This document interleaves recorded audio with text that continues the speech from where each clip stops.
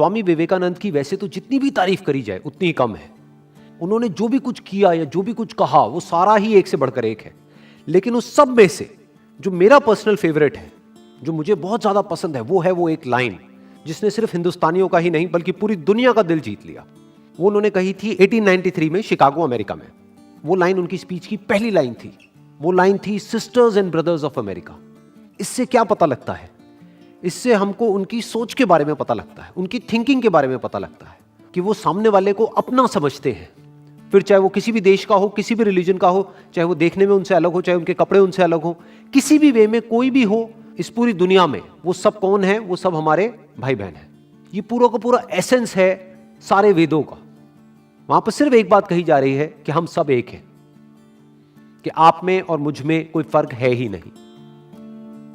हम सब जुड़े हुए हैं एक दूसरे से, और इस तरीके से जुड़े हुए हैं कि अलग हो ही नहीं सकते। मतलब क्या है कि सब हमारे अपने हैं और हम सबके हैं। जैसे आज ऐसे बहुत सारे लोग हैं, मैं किसी का भी नाम नहीं लूंगा, जो अपने आप को रिलीजियस बोलते हैं, स्पिरिचुअल बोलते हैं, फिर धर्म के नाम पे एक दूसरे से लड़ते हैं। तो इसका मतलब उनको समझ ही नहीं आया है कि धर्म का असली मतलब क्या है। इनफैक्ट कोई भी ऐसा इंसान जो कि सेल्फ रियलाइज्ड होगा या जो खुद को जानता होगा, वो कभी भी भेदभाव कर ही नहीं सकता। वो फर्क कर ही नहीं सकता कि आप किस कंट्री के हो, किस रिलीजन के हो, आपका रंग रूप क्या है, आपके कपड़े कैसे हैं। और अगर वो फर्क कर रहा है तो इसका मतलब एक बात पक्की है कि वो खुद को नहीं जानता है। इनफैक्ट उनकी लाइफ की एक बहुत ही इंटरेस्टिंग कहानी है जिससे हमको उनकी सोच के बारे में और डीपली समझ में आता है। जब उनका प्लान बना था अमेरिका जाने का, तो वो माँ शारदा के पास में गए आशीर्वाद लेने के लिए।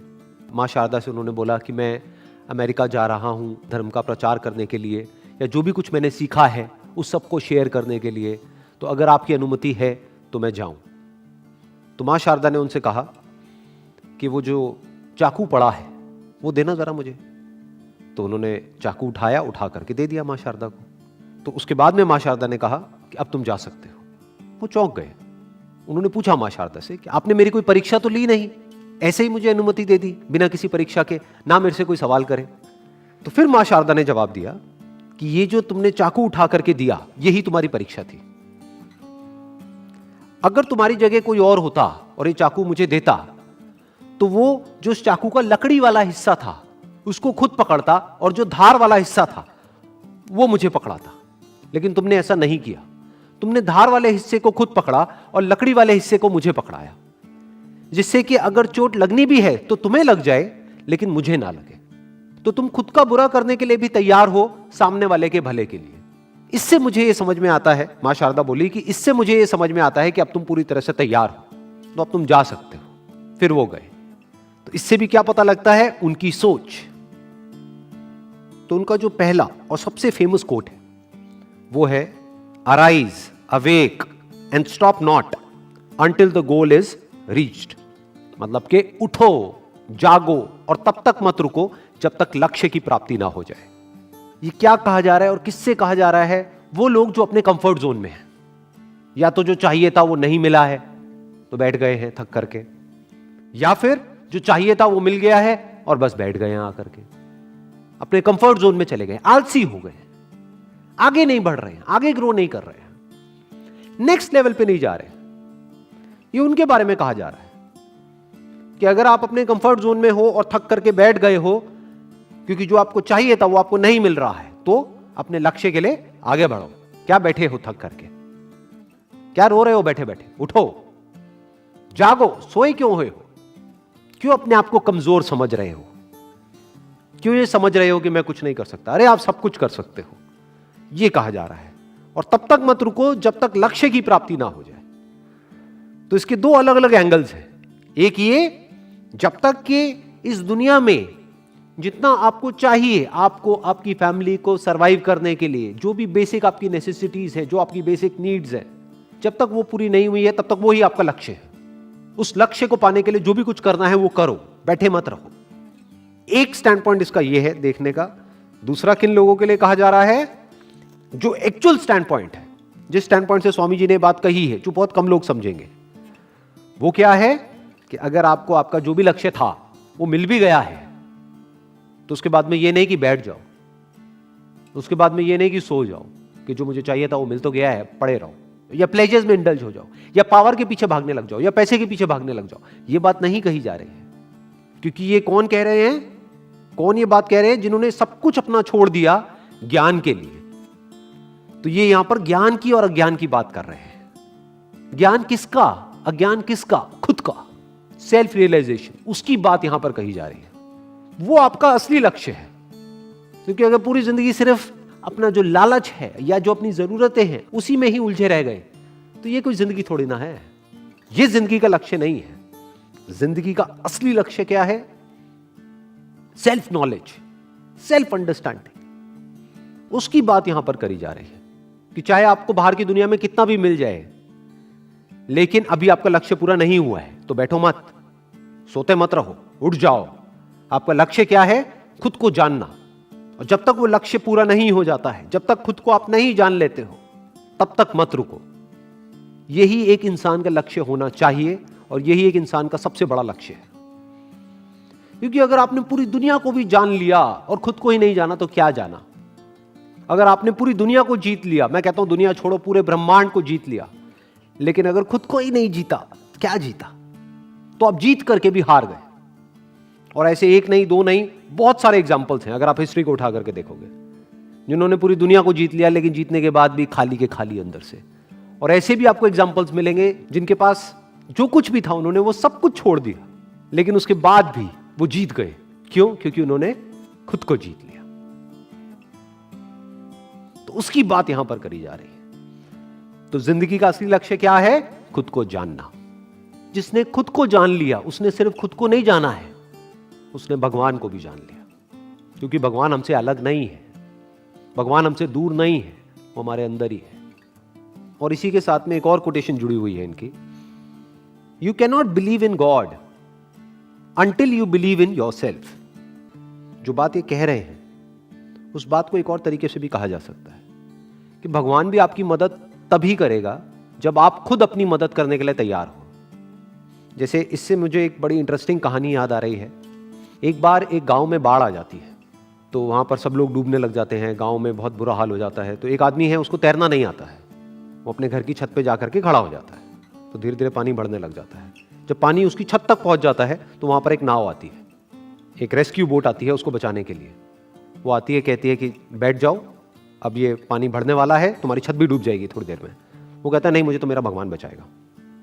उसके बाद में पानी और ऊपर आ जाता है और पानी उसके यहाँ तक आ जाता है। थोड़ी देर में एक हेलीकॉप्टर आता है।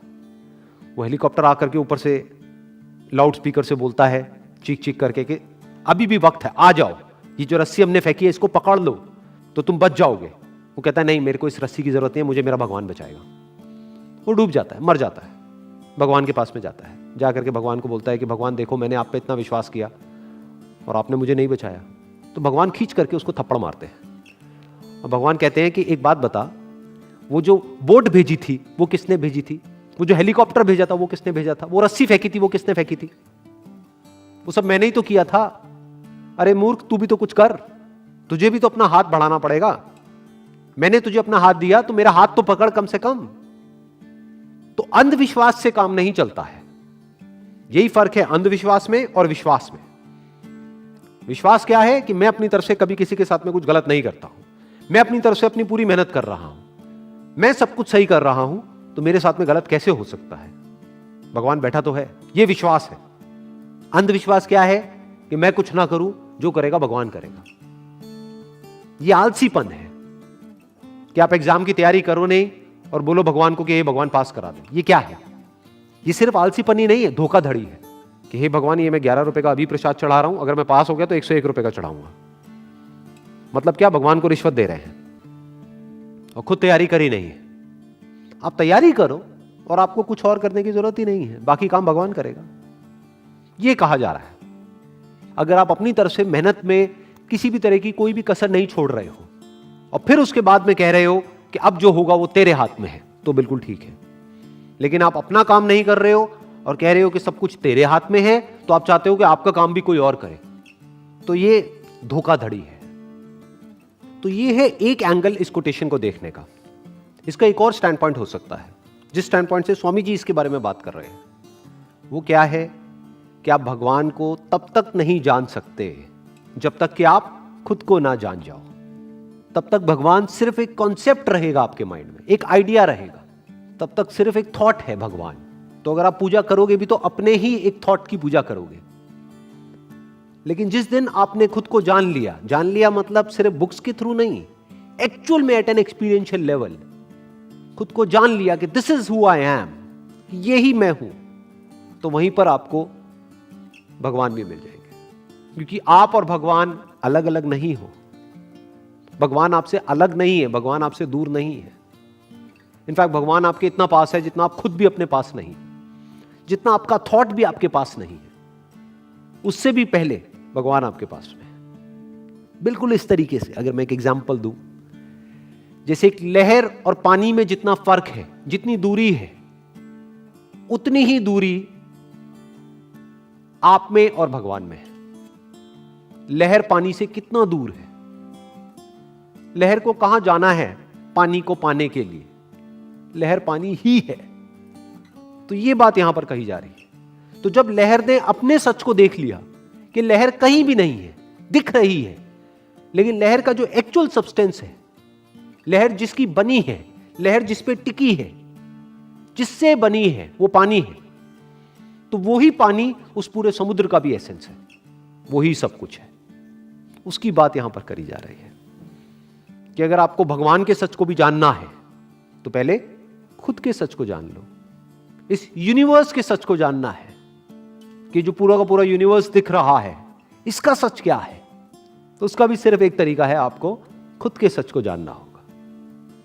यानी अभी तक मैंने जो कुछ भी कहा है, या ये जितनी भी कोटेशंस है, उन सबको सम अप किया जाए और एक लाइन के अंदर कहा जाए तो वो क्या होगा कि जिसने खुद को जान लिया, खुद के सच को जान लिया, उसने सब कुछ जान लिया। अब उसके लिए जानने के लिए और कुछ बाकी नहीं। Wish you all the best. Thank you so much.